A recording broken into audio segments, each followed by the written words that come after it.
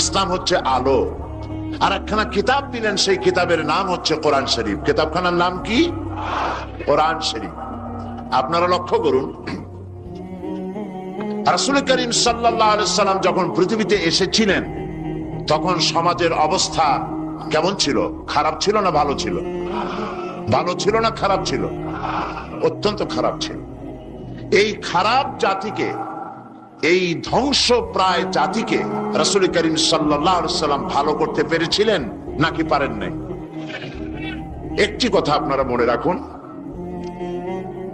মানুষের জীবনে মায়ের পেট থেকে যখন পৃথিবীতে আসে তখন তার শৈশব কাল, তার থেকে আসে কৈশোর, কৈশোর থেকে এসে তারুণ্য, এরপরে আসে যৌবন, তারপরে আসে বার্ধক্য।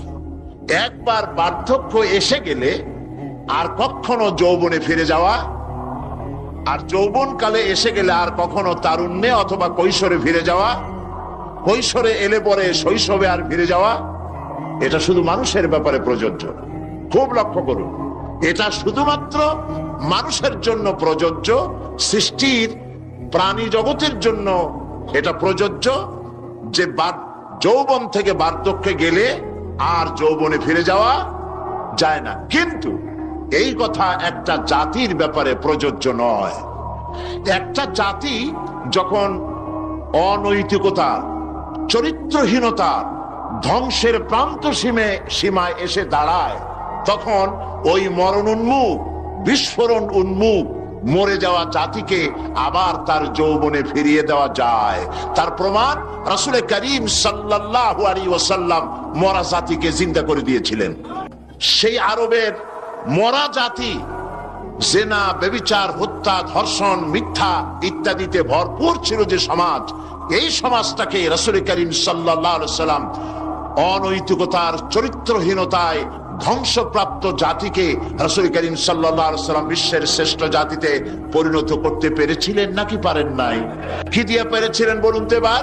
এই কোরআন দিয়েই একটি জাতির বিরাট পরিবর্তন আনয়ন করেছিলেন মুহাম্মদ রাসূলুল্লাহ সাল্লাল্লাহু আলাইহি ওয়াসাল্লাম। দেখুন, স্কুল, কলেজ, ইউনিভার্সিটি, মাদ্রাসাগুলিতে পরীক্ষা হয়, লেখাপড়া হয়, এবং প্রত্যেকটি ক্লাসে অনেকগুলি সাবজেক্ট থাকে, সিলেবাসের অনেক বই থাকে।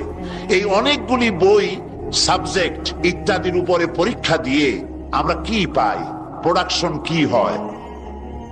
চরিত্রহীন, দুশ্চরিত্র, বেনামাজি, হত্যা, ধর্ষণ, চুরি, ডাকাতি ইত্যাদি বৃদ্ধিপ্রাপ্ত হচ্ছে সারা বিশ্বব্যাপী, ঠিক কিনা?